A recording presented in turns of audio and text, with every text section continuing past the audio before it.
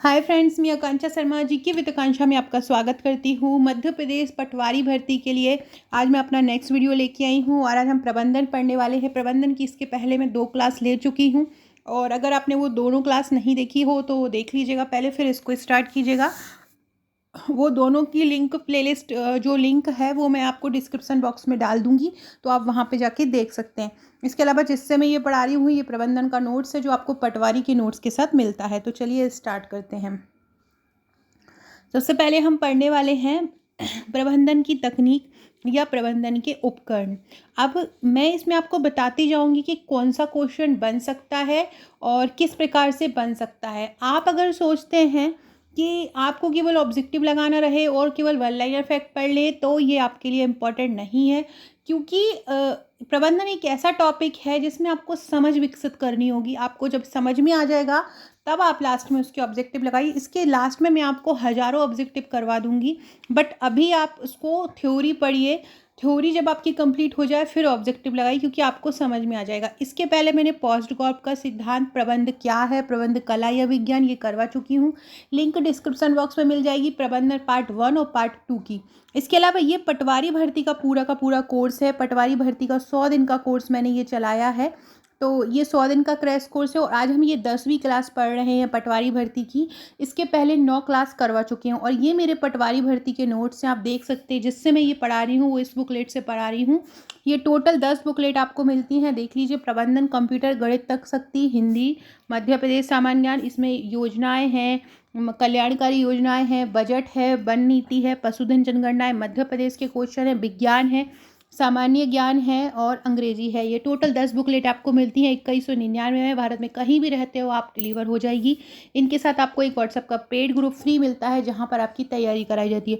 तो कोई भी अगर आप नोट्स लेना चाहते हो तो आप मुझे व्हाट्सएप कर सकते हैं। किस प्रकार के नोट्स हैं, तो ये जो पटवारी क्रैश कोर्स जो चल रहा है वो केवल नोट्स पे ही डिपेंड है। नोट्स से ही मैं करा रही हूँ, तो आप उसको देख सकते हैं। अब हम स्टार्ट करते हैं प्रबंध की तकनीक। सबसे पहली प्रबंध की तकनीक है पोस्ट कॉर्व। लूथर गोलिक ने इसका सिद्धांत दिया था, जो कि हमने लास्ट वीडियो में पढ़ा था। तो पोस्ट कॉर्व है पहला उपकरण। दूसरा है एमबीओ, उद्देश्य आधारित प्रबंधन है ये एमबीओ। और एमबीओ का सिद्धांत दिया था पीटर ड्रकर व ऑडियोर ने। एमबीओ किसने दिया था? पीटर ड्रकर व ऑडियोर ने दिया था। तीसरा है समूह गतिशीलता। समूह गतिशीलता का सिद्धांत दिया था कुर्ट लेविन ने। चौथा है स्वचालन, इसको फोर्ड मोटर्स कॉर्पोरेटेड अमेरिका ने दिया था। समूह गुणवत्ता प्रबंधन, परिचालन अनुसंधान, समीक्षा तकनीक, कार्यक्रम मूल्यांकन, सूचना प्रौद्योगिकी, परिणात्मक प्रविधियां और साइबरनेटिक्स। साइबरनेटिक्स को दिया था विलियम गिब्सन ने। तो ये प्रबंधन की तकनीक है। ये प्रबंध, इसमें पूछ सकते हैं इनमें से कौन कौन प्रबंध की तकनीक है। आपसे पूछ सकते हैं कि एमबीओ ये प्रबंधन का सिद्धांत किसने दिया था, या उद्देश्य आधारित प्रबंधन का सिद्धांत किसने दिया था। तो आपको बताना है पीटर ड्रकर ने और ऑडियोर ने। पोस्ट कॉर्प किसने दिया था, ये पूछ सकते हैं। साइबरनेटिक्स का सिद्धांत किसने दिया था, विलियम गिब्सन ने दिया था, ये पूछ सकते हैं। तो ये क्वेश्चन, इस प्रकार के क्वेश्चन आपसे बन सकते हैं। अब हम पढ़ते हैं साइबरनेटिक्स। 1947 में पहली बार नॉर्बर्ट वाइनर ने, सबसे पहले किसने किया? नॉर्बर्ट वाइनर में। साइबरनेटिक्स का सबसे पहले प्रयोग 1947 में नॉर्बर्ट वाइनर ने किया था। इसका प्रयोग यह तुलनात्मक अध्ययन पर आधारित है। कैसा है? ये तुलनात्मक अध्ययन पर आधारित है और यह अधिक कार्यकुशल प्रतीत होता है। तुलनात्मक अध्ययन पर आधारित है, अधिक कार्यकुशल प्रतीत होता है और कंप्यूटर भी आधारित है। 1947 में पहली बार नॉर्बर्ट वाइनर ने इसका उपयोग किया। तुलनात्मक अध्ययन पर ये आधारित है, अधिक कार्यकुशल ये प्रतीत होता है। तुलनात्मक अध्ययन पर आधारित है और अधिक कार्यकुशल प्रतीत होता है। किसने दिया था? नॉर्बर्ट वाइनर ने। ये तीनों टॉपिक ही तीनों पॉइंट याद रखिएगा। 1947 नॉर्बर्ट वाइनर ने दिया था और तुलनात्मक अध्ययन पर आधारित है। कौन तुलनात्मक अध्ययन पर आधारित है? साइबरनेटिक्स। अगला है कार्यक्रम मूल्यांकन समीक्षा तकनीक, जिसको बोलते हैं performance evolution review technique, PERT. PERT क्या होता है? कार्यक्रम समीक्षा, कार्यक्रम मूल्यांकन समीक्षा तकनीक।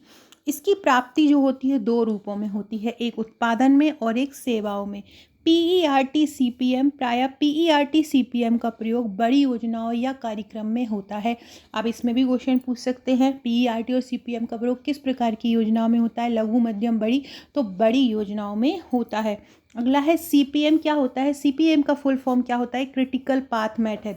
Critical path method. और PERT का फुल फॉर्म क्या होता है? Performance evolution review technique. दोनों के फुल फॉर्म भी याद रखिएगा। और CPM का क्या है? Critical path method. PERT में अनिश्चितता को ध्यान में रखते हुए समय अनुमान नहीं किया जाता, जबकि CPM में अनिश्चितता का कोई उल्लेख नहीं है। PERT में अनिश्चितता का ध्यान रखा जाता है और CPM में अनिश्चितता का कोई ऐसा उल्लेख नहीं है कि कोई एक लिमिटेड सीमा हो। तो ये पॉइंट भी याद रखना है कि PERT जो कि है परफॉर्मेंस एवोल्यूशन रिव्यू टेक्निक, इसमें अनिश्चितता को ध्यान में रखा जाता है और समय अनुमान नहीं किया जाता, जबकि CPM में अनिश्चितता का कोई उल्लेख नहीं होता है। अगले कुशल प्रबंधन की कसौटियाँ। कुशल प्रबंधन की कसौटियों में क्या आ जाएगा? अधिकतम कल्याण उद्देश्य। कुशल प्रबंधन की कसौटियों मतलब इसका उद्देश्य ही है कि अधिकतम कल्याण करना, अधिक से अधिक कल्याण करना। इसका और क्या है? संतोषजनक सेवा प्रदान करना, उत्तरदायी निष्पादन, तकनीकी उत्कृष्टता, निरंतरता, दक्षता। ये इसके परीक्षण की कसौटियों का परीक्षण है। क्या क्या है? अधिकतम कल्याण, संतोषजनक सेवा, उत्तरदायी निष्पादन, तकनीकी उत्कृष्टता, निरंतरता और दक्षता। अगला क्वेश्चन है वैज्ञानिक प्रबंध क्या है? अगला टॉपिक क्या है? वैज्ञानिक प्रबंध।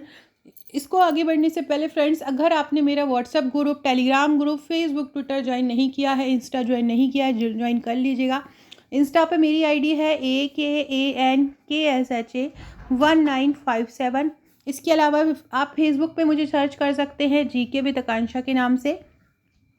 तो और डिस्क्रिप्शन बॉक्स में आपको व्हाट्सएप और टेलीग्राम ग्रुप की लिंक मिलेगी। इसके अलावा अगर आपका नंबर मेरे पास अब तक सेव नहीं है तो अपना नाम लिखकर और नंबर सेव करके आप मेरे को कि आप सेव दिस नंबर करके मेरे को व्हाट्सअप कर दीजिएगा, तो आपका नंबर सेव हो जाएगा। तो आपको महत्वपूर्ण स्टेटस दिखते रहेंगे, जिससे आपको महत्वपूर्ण जानकारी मिलती रहेगी। और जिससे मैं ये पढ़ा रही हूँ, ये हैंड रिटन नोट्स इसी प्रकार के पटवारी के नोट्स हैं, जो टोटल 10 बुकलेट आपको मिलती हैं। बहुत सरल शब्दों में, सरल भाषा में नोट्स तैयार किए गए हैं। साथ में आपको एक ग्रुप मिलता है। ग्रुप में आपको करंट अफेयर से लेके हर वो चीज़ जो एग्जाम में आने के लिए महत्वपूर्ण है, उसकी तैयारी वहाँ पे कराई जाती है। रोज़ रीजनिंग के क्वेश्चन भी दिए जाते हैं।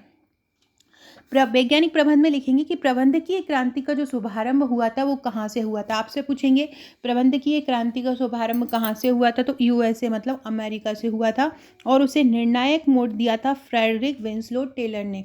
प्रबंधकीय क्रांति को निर्णायक मोड़ किसने दिया था?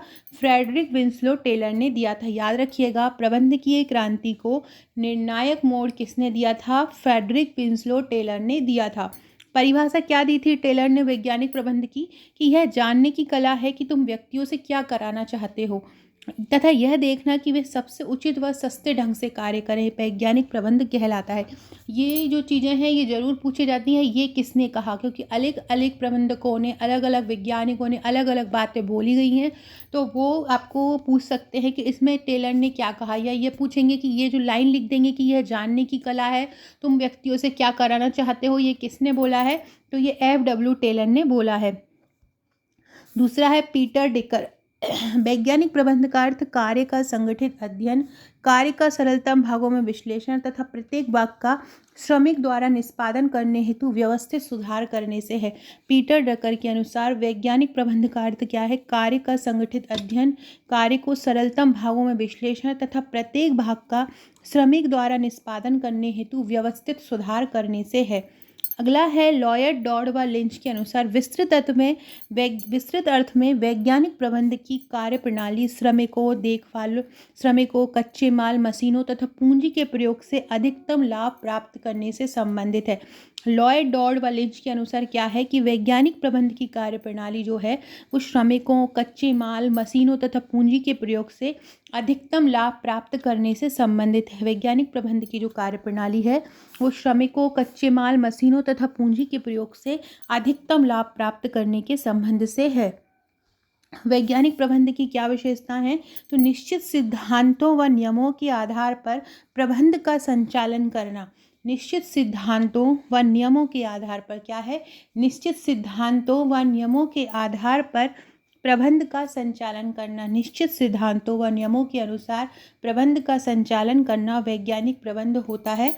इसमें क्या क्या आता है विशेषताओं में? नियमावली, वैज्ञानिक क्रियाविधि, मितव्ययता, सहकारिता, निश्चित लक्ष्य योजना, वैज्ञानिक विश्लेषण, मानवीय दृष्टिकोण, शोध में निरंतरता, कार्य क्षमता में वृद्धि, उत्तरदायित्व का निर्धारण। ये भी आपसे पूछा जाता है कि इनमें से कौन वैज्ञानिक प्रबंध की विशेषताओं में से नहीं है। अब है वैज्ञानिक प्रबंध का उद्देश्य। अगला क्या है? वैज्ञानिक प्रबंध का उद्देश्य। तो वैज्ञानिक प्रबंध का उद्देश्य में क्या जाएगा? न्यूनतम व्यय पर अधिकतम लाभ करना। वैज्ञानिक प्रबंध का सबसे बड़ा जो मुख्य उद्देश्य है वो क्या है कि न्यूनतम व्यय पर अधिकतम लाभ प्राप्त करना, कार्मिकों को क्षमता का विकास करना, स्वास्थ्य कार्य दशाएं उपलब्ध कराना, अधिक दक्ष प्रशिक्षित व्यक्ति उपलब्ध कराना, उद्देश्यों की सफलता को कुशलता प्राप्त करना, उद्देश्यों की जो सफलता है उनमें कुशलता प्राप्त करना, न्यूनतम लागत पर अधिकतम उत्पादन, श्रमिकों को योग्यता अनुसार काम उपलब्ध कराना। ये वैज्ञानिक प्रबंध के उद्देश्य हैं। इसके अलावा सहभागी प्रबंध क्या होता है? सहभागी प्रबंध क्या होता है कि वह अवधारणा जो प्रबंध में अधीनस्थों की सहभागिता सुनिश्चित करती है। ये भी ऑप्शन में आ सकता है कि आपसे पूछ सकते हैं कि सहभागी प्रबंध क्या है। प्रबंध में वरिष्ठों की सहभागिता सुनिश्चित करती है, अधीनस्थों की करती है। तो इस प्रकार से क्वेश्चन आ सकता है। तो याद रखिएगा कि सहभागी प्रबंध वह अवधारणा है जो प्रबंध में अधीनस्थों की सहभागिता सुनिश्चित करती है, अर्थात केवल उच्च अधिकारी निर्णय ही नहीं लेते हैं बल्कि निर्णय के समय परामर्श भी प्रदान करते हैं। अगला है वैज्ञानिक प्रबंध के महत्व और लाभ क्या हैं? तो कम श्रम में अधिक लाभ प्राप्त करना, क्रय शक्ति में वृद्धि करना, रहन सहन का स्तर सुधारना, श्रम पूंजी के विभाजन में लाभ, श्रम पूंजी के झगड़े का अंत और जीवन स्तर में उन्नति। ये क्या है? वैज्ञानिक प्रबंध के लाभ हैं या महत्व है। ये भी आपसे पूछा जा सकता है। सो फ्रेंड्स, आज हमने वैज्ञानिक प्रबंध के बारे में पढ़ा, वैज्ञानिक प्रबंध की विशेषताएं पढ़ी, वैज्ञानिक प्रबंध के उद्देश्य पढ़े, वैज्ञानिक प्रबंध के लाभ, सहयोगी प्रबंध पढ़े। ये बहुत इंपॉर्टेंट है। इसको ये जो मेन जो लाइन है ये आपको बहुत अच्छे से अंडरलाइन, अगर आपने प्रबंध के नोट्स मेरे मंगाए हैं, पटवारी के नोट्स मंगाए हैं, तो उसमें आपको प्रबंध की जो बुकलेट मिली वहाँ पर अंडरलाइन कर लेना है। और इसका निर्णायक मोड जो दिया था फ्रेडरिक विंसलो टेलर ने दिया था। टेलर ने क्या कहा ये भी याद रखना है। पीटर डिकर ने क्या कहा कि वैज्ञानिक प्रबंध का अर्थ कार्य का संगठित अध्ययन है। इस प्रकार के क्वेश्चन व्यापम में पूछा जाता है। प्रबंधन में ये इस प्रकार के क्वेश्चन पूछ सकते हैं क्योंकि बहुत सारे पेपर बनेंगे तो कहीं से भी प्रश्न आने की संभावना है, तो आपको ज़्यादा से ज़्यादा करना है। सो फ्रेंड्स, ये था मेरा आज का वीडियो। नेक्स्ट वीडियो में हम नेक्स्ट पढ़ेंगे। इसके पहले के प्रबंध के 2 वीडियो पढ़ने के लिए डिस्क्रिप्शन बॉक्स में आप देख लीजिएगा। Okay friends, thank you.